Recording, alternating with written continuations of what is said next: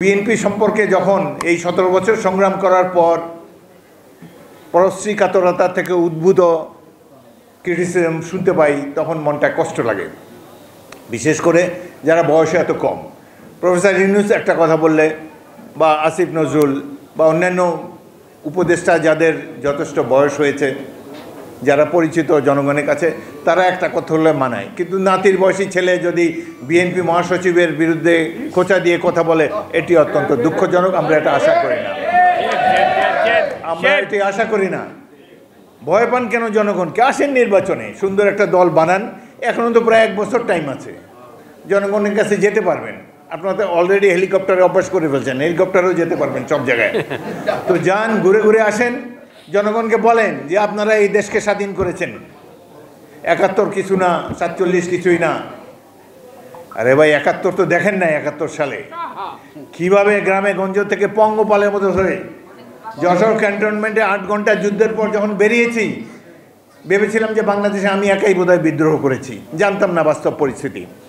বাইরে আসার পর পাশে একটা গ্রাম ছিল খিতিবদিয়া, সেখানে যাওয়ার পর দেখি হাজার হাজার ছাত্র যুবক লাঠি, দা, খন্তা, কুড়াল ইত্যাদি নিয়ে দাঁড়িয়ে আছে। বলে, স্যার অস্ত্র দেন, যুদ্ধ করব। এদের মধ্যে থেকে 500 ছাত্রকে আমি ভর্তি করেছিলাম আমার ব্যাটালিয়নে, যারা 100 জীবন দিয়েছে রণাঙ্গনে। আমি নিজেও যুদ্ধে আহত হয়েছিলাম। সেই মহাসংগ্রাম আপনারা দেখেননি, কল্পনাও করতে পারবেন না। যারা ক্ষমতায় এসেছেন, অতীতে তত্ত্বাবধায়ক সরকার ছিল 3 মাসের জন্যে। আপনারা তো 30 বছর থাকতে চান যা মনে হচ্ছে। এতদিন সময় দেওয়া না, সম্ভব হবে না।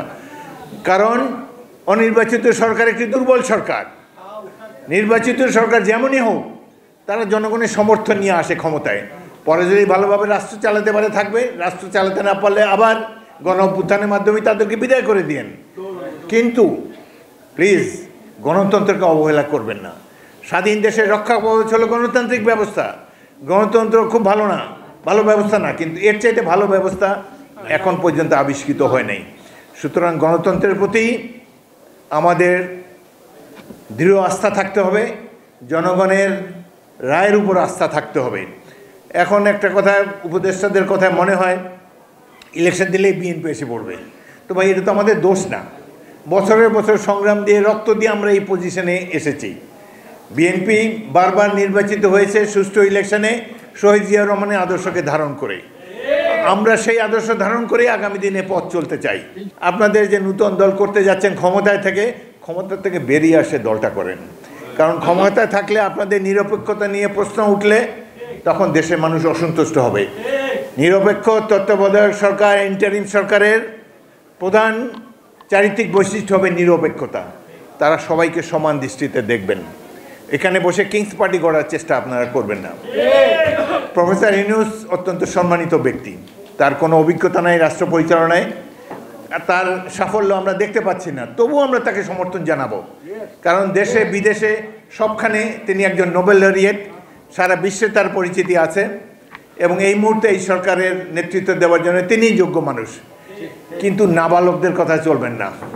আপনি এই দেশের মধ্যে অনেক জ্ঞানীগুণী ব্যক্তি আছে, অনেক রাজনৈতিক দল আছে যাদের রাষ্ট্র পরিচালনার অভিজ্ঞতা আছে, তাদের সাথে আলাপ করে, দেশের জ্ঞানীগুণী মানুষের সাথে আলাপ করে এই রাষ্ট্রটি চালান এবং দীর্ঘ সময় থাকার চেষ্টা করবেন না। যত দিন যাবে অর্থনৈতিক অবস্থা তো খারাপই হচ্ছে।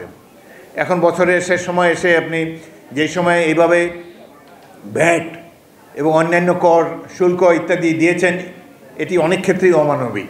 এই ব্যাপারে আমরা আশা করি আপনারা প্রয়োজনীয় সংস্কার করবেন এবং যে সকল পণ্যের উপরে অন্যায়ভাবে শুল্ক বসানো হয়েছে, এসব শুল্ক অনুগ্রহ করে প্রত্যাহার করেন।